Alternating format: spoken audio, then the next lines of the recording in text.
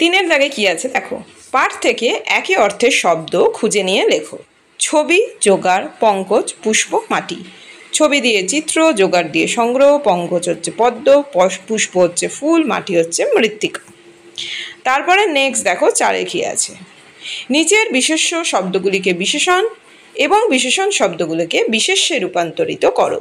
কি কি আছে, ভৌগোলিক, নির্বাচন, অঞ্চল, রচিত, অলঙ্কার, জ্যামিতি।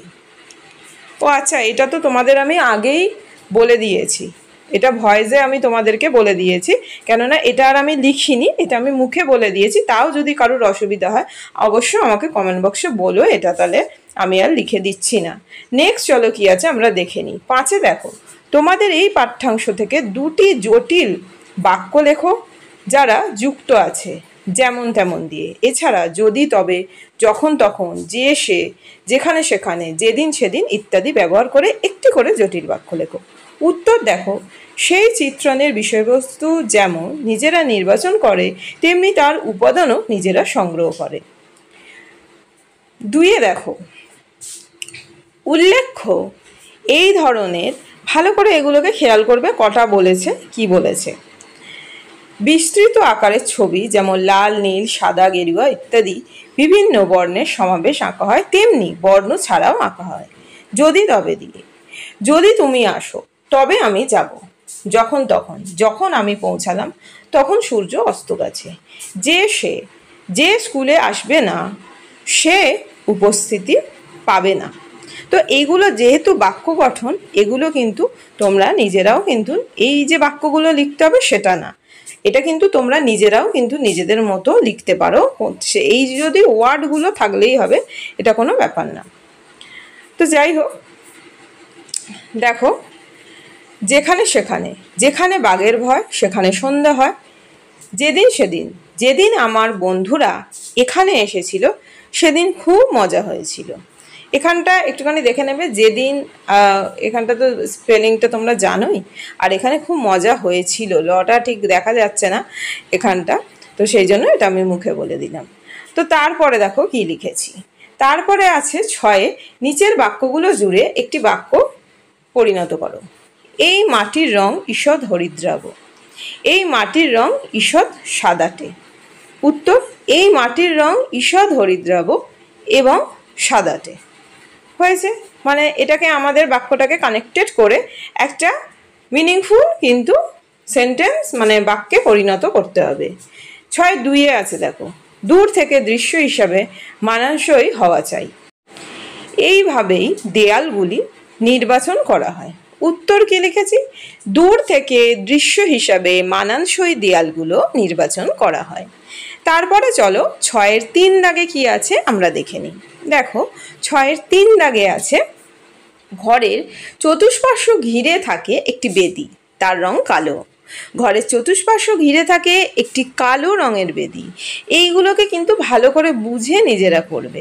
এটা আমরা যেমন ইংরেজিতেও করি, দেখবে কানেক্টেড করি, ধরো অ্যান্ড দিয়ে বা বাট দিয়ে, তো সেই রকমই এখানে কিন্তু এগুলোকে আমরা যুক্ত করছি। দেখো, ছয়ের চার আছে, বাংলার কৃষিজীবী সমাজের কিছু প্রাচীন উৎসব আছে, এগুলো হলো গো বন্দনা, কারাকুটা, গরুকুটা প্রভৃতি।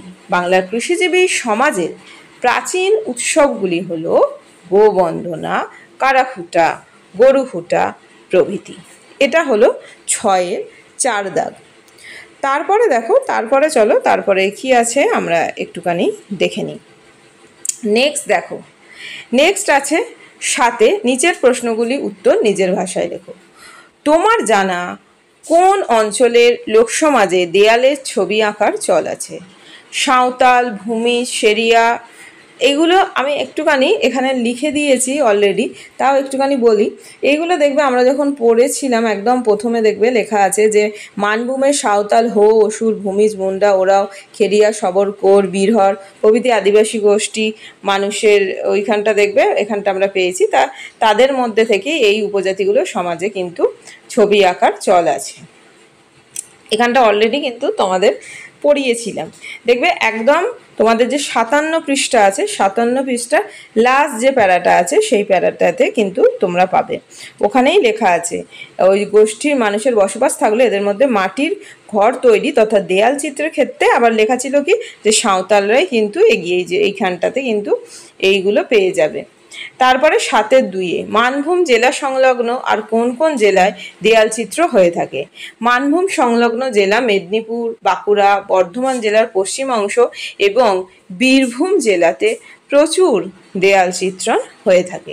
তো আগে কিন্তু আমি আগের যে ভিডিওটা তোমাদের ক্লাস 6-এর যেটা করেছিলাম মাটির ঘরে দেয়াল চিত্র, তোমাদের কিন্তু প্রত্যেকটা লাইন ধরে ধরে আলোচনা আছে, কেউ না দেখে থাকলে অবশ্যই দেখে রেখো। আর ভালো লাগলে ভিডিওটা অবশ্যই লাইক করো, লাইক করলে ভালো লাগে, বোঝা যায় যে ভিডিওটা তোমাদের ভালো লাগছে। আর কমেন্ট বক্সে জানিও যে কীরকম লাগলো আর কোন টপিকগুলো তোমাদের আগে করলে ভালো হয় বা কোনগুলো তোমাদের বেশি দরকার, সে রচনা বলো কোনো টপিক, সে যে কোনো সাবজেক্টের হয়, আমাকে অবশ্যই কমেন্ট করে জানিও, আমি তাহলে তোমাদের সাথে ডিসকাস করব। দেখো, তো যাই হোক, এটা তো তোমাদেরকে বললাম। তারপরে দেখো মালভূম জেলার কোন কোন আদিবাসী গোষ্ঠীর বাস। মালভূম জেলার সাঁওতাল, হো, অসুর, ভূমিজ, মুন্ডা, ওরাও, খেরিয়া, শবর, বীরহোর প্রভৃতি আদিবাসীর বাস। মাটির দেয়াল চিত্রগুলো সাধারণত কোন কোন উৎসবে আঁকা হয়? আশ্বিন মাসে দুর্গাপূজা, কার্তিক মাসে কালী পূজা বা দীপাবলি প্রভৃতি উৎসবে মাটির দেয়াল চিত্রগুলো আঁকা হয়। তো নেক্সট দেখো তারপরে কি আছে, চলো তোমাদের সাথে শেয়ার করি। তো তোমাদের আবার বলছি যে যে টপিকগুলো তোমাদের আর্জেন্ট সেটা কিন্তু অবশ্যই আমাকে একটু কমেন্ট বক্সে জানিও, তাহলে সেগুলো আগে ভিডিও করলে সুবিধা হয়। দেখো দেয়াল চিত্র করার জন্য কি কি উপাদান ব্যবহার হয়। লালচে গিরিমাটি বা গৈরিক বর্ণের মৃত্তিকায় গিরিফল চুবিয়ে রং করা হয়। এছাড়া বেলে মাটির গোলা দিয়ে ন্যাতা দেয়া হয়। এই মাটির রং ঈষৎ হরিদ্রাব ও সাদাটে। একে কি বলে? একে দুধে মাটি বলে। এটা আগেও তোমাদেরকে বলেছিলাম যে দুধে মাটি কাকে বলা হয়। তারপরে দেখো কি আছে, তারপরে আছে এই প্রলেপ ভিজে থাকতে থাকতেই আঁকার কাজ সারতে হয়। এছাড়া গেরুয়া, আকাশি, হলদে প্রভৃতি রং ব্যবহার করা হয়। আমরা যেরকম আলপনা দিই দেখবে সেটা শুকিয়ে গেলে হয় না, সেটা কিন্তু একটু ভিজে থাকা অবস্থায় কিন্তু করতে হয়, এটাও কিন্তু সেরকম। তারপরে দেখো কোন তিথিতে কৃষিজীবীরা কিভাবে তাদের গৃহসজ্জা করে তা লেখো। অমাবস্যা তিথিতেই রাঢ়বঙ্গের কৃষক গৃহমার্জনা ও অলঙ্করণ করেন। সমগ্র ঘর বাড়ি মেরামতি, লেপা মোছা করার পর গৃহ প্রাঙ্গণের দেখো প্রবেশ ঘর থেকে উঠান, গোহাল ধানের গোলা বা মড়াই এবং মূল যে বাসগৃহ সর্বত্র কী হয়? আলপনা দিয়ে সাজানো হয়। তারপরে দেখো, তারপরে যেটা আছে সেটা তোমাদের সাথে ডিসকাস করছি। 7 কোন কোন জাতির দেয়াল চিত্রের সাধারণ লক্ষণ পদ্ম? ভূমিজ, কুর্মী বা অন্যান্য গোষ্ঠীর মানুষেরা দেয়াল চিত্রণ হিসেবে পদ্মকে বেছে নেন। এটা কিন্তু তোমাদের যে শর্ট কোশ্চেন ছিল সেখানেও ছিল, এছাড়া যখন টেক্সট পড়েছো তোমরা কিন্তু এটা খেয়ালই করেছো যে পদ্ম লক্ষণ পদ্ম কারা, কোন জাতির দেয়াল চিত্রণে কিন্তু ব্যবহার করা হয় বা কারা এটাকে বেছে নিয়েছে। তো দেখো তারপরে নেক্সট কি আছে, 7 দুধে মাটির ওপর কিভাবে চিত্রণ করা হয়। দুধে মাটির প্রলেপ দিয়ে দেয়াল ভিজে থাকতে থাকতেই এর উপর হাতের আঙুলের ডগা দিয়ে দাগ টেনে এঁকে দিতে হয় ছবি।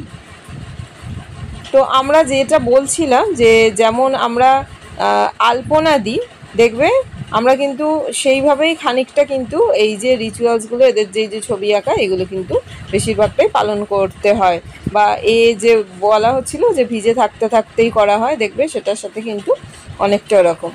মোরগ ঝুঁটির চালচিত্র আর কি কি নকশা থাকে। মোরগ ঝুঁটি চালচিত্রটি ধারে ধারে সারিবদ্ধ থাকে উদীয়মান সূর্যের নকশা, আর সূর্যগুলির ফাঁকে ফাঁকে থাকে আটপোটা পদ্ম। এর বাইরের ফাঁকা জায়গায় বসানো হয় ছোট ছোট মোটিভ।